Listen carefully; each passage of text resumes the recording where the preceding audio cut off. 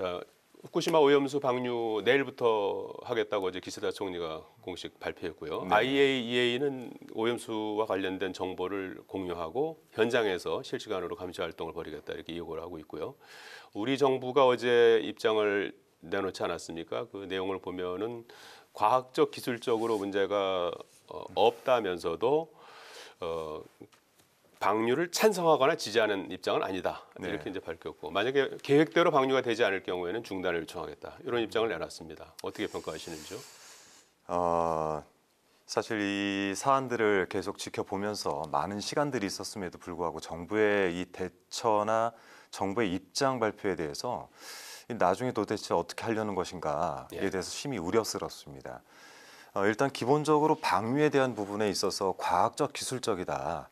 이 부분에 있어서는 지금 전체 핵종에 대해서 파악도 안 되어 있고 그리고 담겨 있는 상태가 삼중수소가 상당히 불균형해서 이 부분들이 방류 수준인지에 대해서도 정확하게 체크가 안 돼 있는 상태인데 또한 방류가 아니라 고체화 등 여러 가지 방법들이 있다라고 한다면 그 부분들을 전 세계에서 뭐 금전적으로 부족하다라고 했을 땐 채워서 그 부분들을 하나하나 안전한 방법으로 바꿔가야 되는데 일단 방류가 되도록 방치를 했단 말이죠.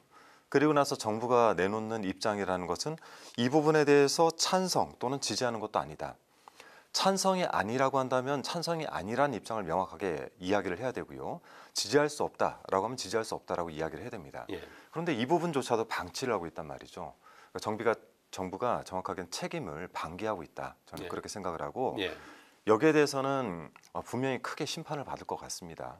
국민의 미래와 전체 전 세계인들의 공유재산인 바다를 오염시키는 문제이기 때문에 결코 저희가 가볍게 여기서는 안 된다라고 생각을 합니다. 지난 과정에서 보면 지난 7월 10일이었죠. 리투아니아에서 나토 정상회의 계기로 해서 한일 정상회담이 있었고 그때 윤석열 대통령이 이제 기시다 총리에게 요청한 내용들이 있죠. 세 가지가 있었죠.